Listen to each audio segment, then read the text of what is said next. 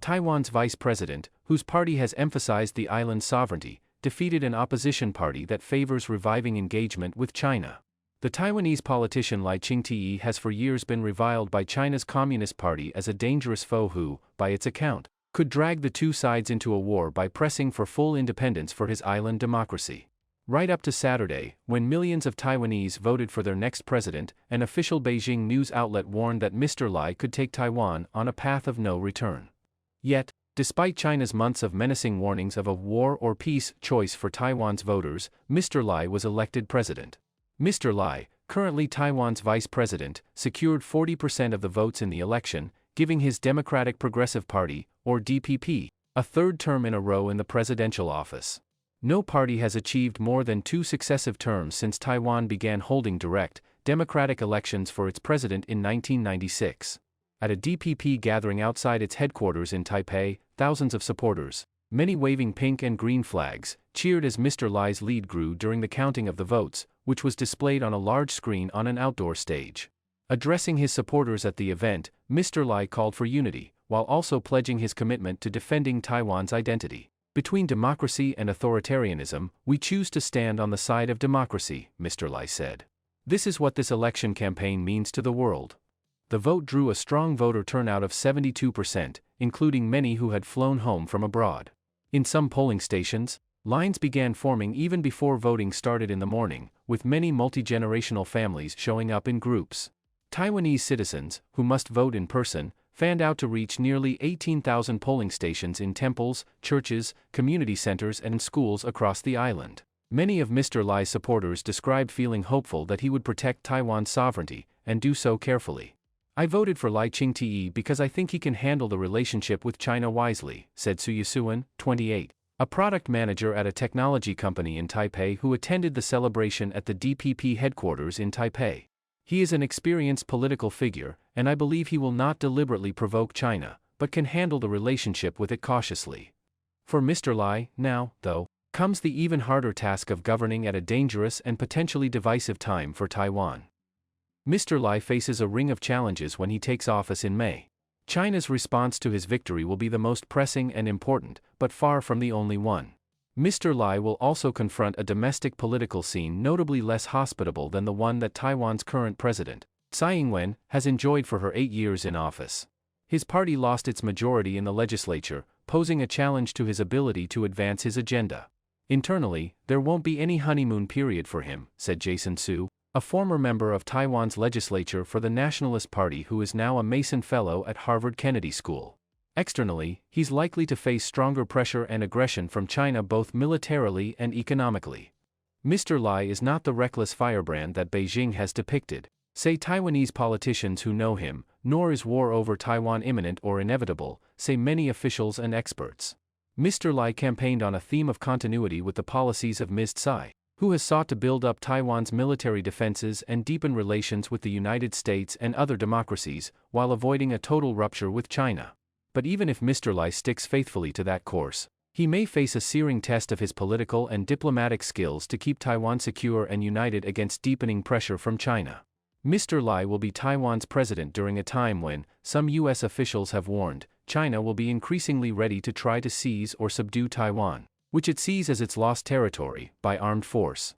In its first response to Mr. Lai's victory, the Chinese Government Office for Taiwan Affairs said the election outcome showed that the Democratic Progressive Party does not represent mainstream opinion on the island, the official Xinhua news agency reported. The statement indicated that Beijing would reach out to other Taiwanese political parties and groups, as it already does, to encourage cross-strait exchanges and cooperation. The U.S. Secretary of State, Antony Blinken, issued a congratulatory statement to Mr. Lai and said that the United States looked forward to working with him and other Taiwanese leaders. "We also congratulate the Taiwan people for once again demonstrating the strength of their robust democratic system and electoral process," Mr. Blinken said in the statement.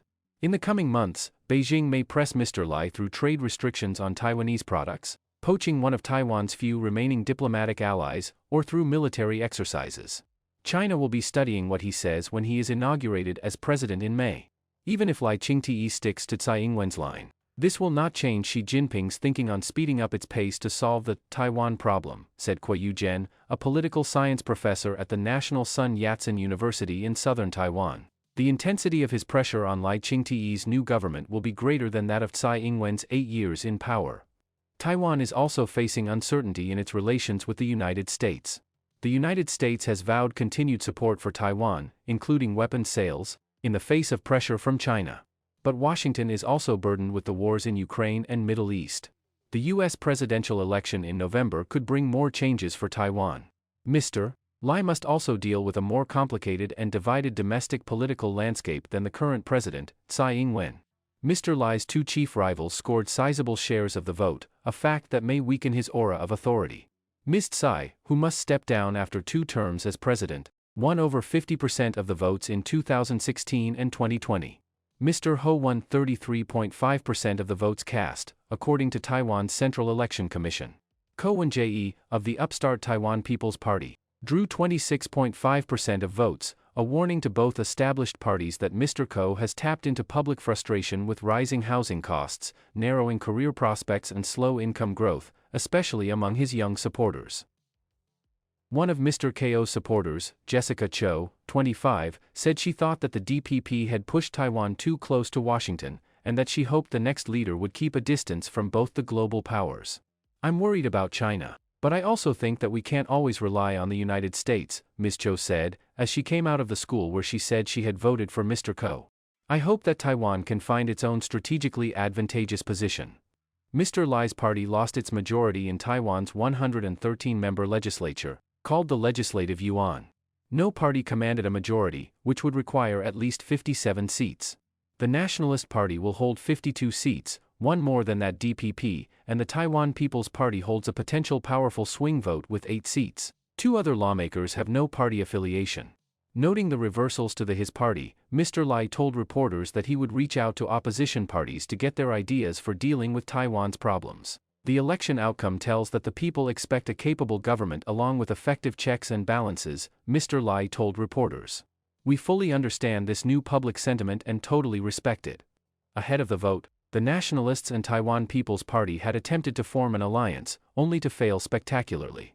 Still, they are likely to use their increased numbers of lawmakers to press Mr. Lai on domestic issues and potentially embarrassing policy mistakes under Ms. Tsai, said Mr. Su, the former lawmaker now at Harvard. "Without a majority, there will have to be a lot of compromises," he said. He may have huge obstacles in getting policies approved by the Legislative Yuan. The result capped a week of daily campaign events, raucous gatherings in which Taiwan citizens pour onto the streets in parades and concert-like rallies, a testament to how much the island's separate identity from the mainland is underpinned by its commitment to democracy.